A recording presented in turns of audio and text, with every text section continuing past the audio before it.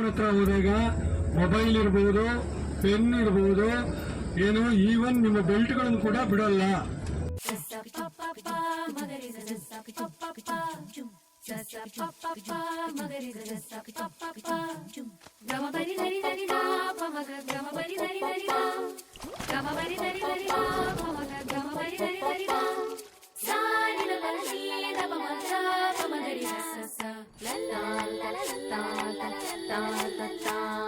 ಮಾವಿನ ತೋಪಲಿ ಸಾವಿರ ಕಾಯಿ ಆರಿಸಬೇಕು ನೀನೊಂದ, ಮಾವಿನ ತೋಪಲಿ ಸಾವಿರ ಕಾಯಿ ಆರಿಸಬೇಕು ನೀನೊಂದ.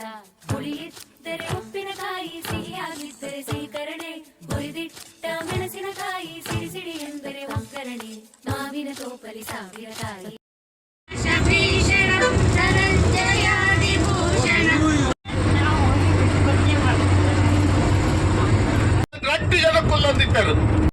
ಹೇಮ ಮಾಲಿನಿ ಬೇರೆ, ಹೇಮ ಬೇರೆ ಆಗಿದೆ.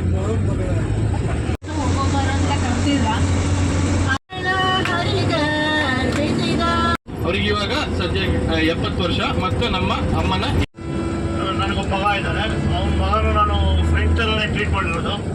ಅವರು LIC ನಲ್ಲಿ ವರ್ಕ್ ಮಾಡ್ತಾ ಇದ್ದಾರೆ. ಕೃಷ್ಣ ಬಗ್ಗೆ ಯೋಚನೆ ಮಾಡಲ್ಲ, LIC ಬಗ್ಗೆ ಫಸ್ಟ್ ಯೋಚನೆ ಮಾಡ್ತಾರೆ. ಸಪೋರ್ಟ್ ಮಾಡಿದ್ದಕ್ಕೆ ಕೆಲವ್ರಿಗೆಲ್ಲ ಅವ್ರ ಮಾತು ಬೇಜಾರಾಗುತ್ತೆ. ಅಂದ್ರೆ ಅವರು ಹೊಸಬ್ರು ಹಳಬ್ರು. ಹಾಗೆ ನಮ್ಮ ಮನೆಯವ್ರ ಪರಿಚಯ ಮಾಡಿಕೊಡ್ಬೇಕು ಅಂತ ಮೂಲತಃ ಈಗ ನಿವೃತ್ತಿ ಹೊಂದಿದ್ದಾರೆ. 30 ವರ್ಷಗಳ ಸೇವೆ ಸಲ್ಲಿಸಿ ಮೇ 2023 ನಿವೃತ್ತಿ ಹೊಂದಿರುತ್ತೇನೆ. ಮಾಡಿಕೊಡ್ತಿದ್ದೀನಿ. ಅವಳ ಹೆಸರು ಮೈತ್ರಿ. ಅವಳ ಆದಿಚುಂಚನಗಿರಿ 3rd ಓದ್ತಿದ್ದಾಳೆ. ಮೈತ್ರಿ. ನಮ್ಮ ಅಕ್ಕನ ಹೆಸರು ಧಾತ್ರಿ. ಅವಳು ಆದಿಚುಂಚನಗಿರಿ ಹೈಸ್ಕೂಲಲ್ಲಿ 8th ಓದ್ತಿದ್ದಾಳೆ.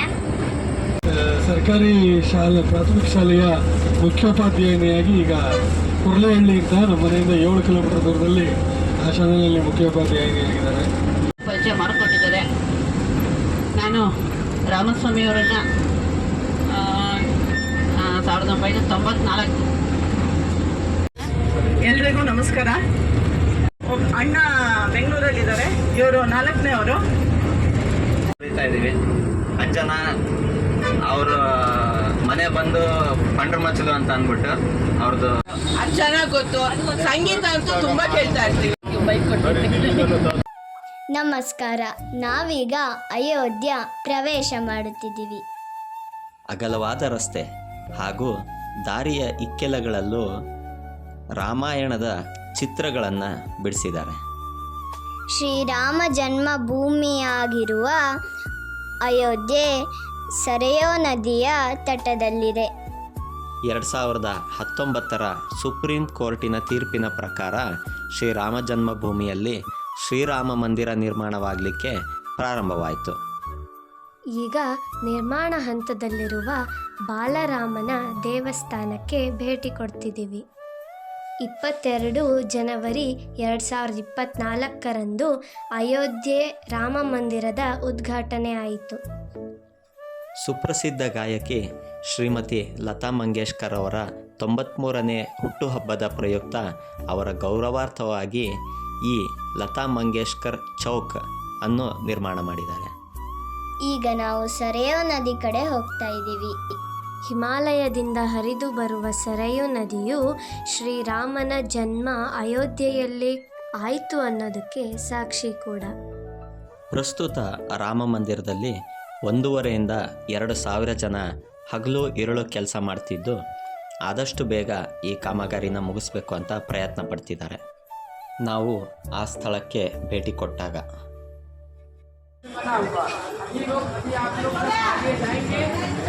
मंदिर का मॉडल तैयार किया गया है. इसी मंदिर में आप मॉडल को देखेंगे. अभी आप लोग जो ये घंटा देख रहे हैं, ये तमिलनाडु के रामेश्वरम से आया है. इस घंटे का वजन है 6 क्विंटल 13 किलो. यही राम मंदिर के अभी आप जाएंगे, इसी मंदिर में लगा हुआ है. इसका रेंज 15 किलो. ಸಣ್ಣ ಕುಸರಿ ಕೆಲಸವನ್ನ ಹೆಣ್ಮಕ್ಳು ಮಾಡ್ತಿದ್ದಾರೆ. ನೋಡಿ ಎಷ್ಟು ಚೆನ್ನಾಗಿ ಮಾಡ್ತಿದ್ದಾರೆ. ಹೌದು, ಇಲ್ಲಿ ತಯಾರಾಗಿರ್ತಕ್ಕಂಥ ಕಲ್ಲುಗಳನ್ನು ಮಂದಿರದ ಹತ್ರ ತಗೊಂಡೋಗಿ ನಿರ್ಮಾಣಕ್ಕೆ ಉಪಯೋಗಿಸ್ಕೊತಾರೆ. ನಾವೀಗ ಬಂದಿದ್ದೀವಿ ಸೀತಾ ರಸೋಯಿ ಹತ್ರ. ಇಲ್ಲಿ ಸೀತೆಗೋಸ್ಕರ ಕಾಶಿಯಿಂದ ಸ್ವಯಂ ಅನ್ನಪೂರ್ಣೇಶ್ವರಿನೇ ಬಂದು ಅಡುಗೆ ಮಾಡಿಕೊಟ್ಟಿದ್ಲಂತೆ.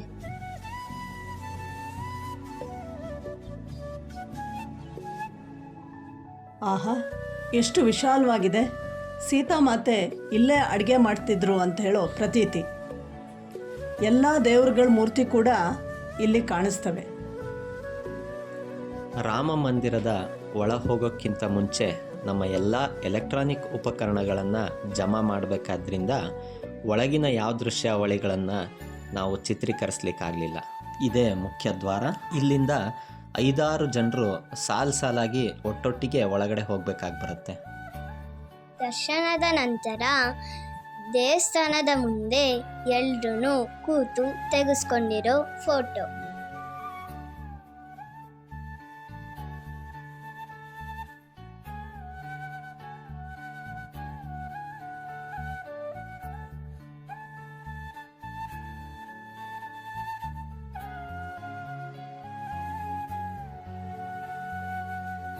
ಬಾಲರಾಮನ ದರ್ಶನ ಮಾಡ್ಕೊಂಬಂದ ನಾವು ಹನುಮಾನ್ ಗಡಿ ಕಡೆಗೆ ಹೊರಟ್ವಿ. ಮಿಲೆ ಸುರು ಮೇರಾ ತುಮಾರಾ ತೋ ಸುರ್ ಬನೆ ಹಮಾರಾ. ಹನುಮಾನ್ ಗಡಿ ಆಂಜನೇಯನ ದೇವಸ್ಥಾನ. ಕೇಸರಿ ಬಣ್ಣದ ಮುಖದ ಮೇಲೆ 2 ಕಣ್ಣುಗಳನ್ನು ನೀವು ಗಮನಿಸಬಹುದು.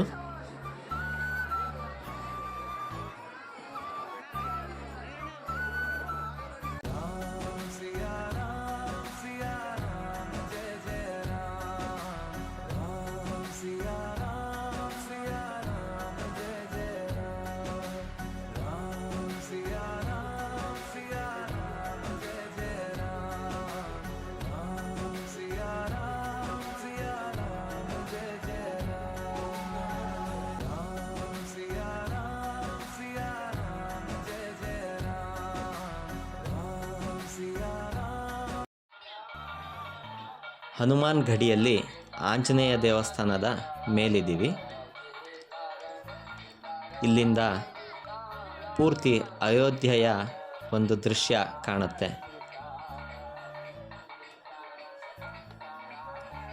ಹಾಗೆ ನಾವು ಅಯೋಧ್ಯೆಯ ಶ್ರೀರಾಮ ಮಂದಿರ ನಿರ್ಮಾಣದ ಜಾಗನ ಸೂಕ್ಷ್ಮವಾಗಿ ಇಲ್ಲಿಂದ ಗಮನಿಸಿದ್ವಿ. ಅದು ಈ ರೀತಿ ಇದೆ ನೋಡಿ.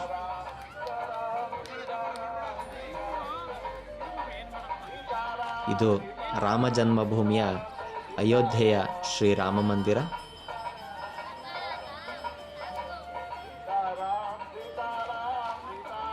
ಇದನ್ನು ನೋಡಿ ಧನ್ಯರಾದ್ವಿ. ಅಯೋಧ್ಯೆ ಬಾಲರಾಮನ ದರ್ಶನವನ್ನು ಮುಗಿಸ್ಕೊಂಡು ಪ್ರಯಾಗ್ರಾಜ್ ಕಡೆ ಪಯಣ. ಜಯ ಜಯ ರಾಮ ಕೃಷ್ಣ ಹರೇ. ರಾವಣ ಮರ್ದನ ರಾಮ ನಮೋ. ರಾವಣ ಮರ್ದನ ರಾಮ ನಮೋ. ಪ್ರಯಾಗ್ರಾಜ್ ಕಥನದೊಂದಿಗೆ ಮತ್ತೆ ಸಿಗೋಣ. ನಮಸ್ಕಾರ.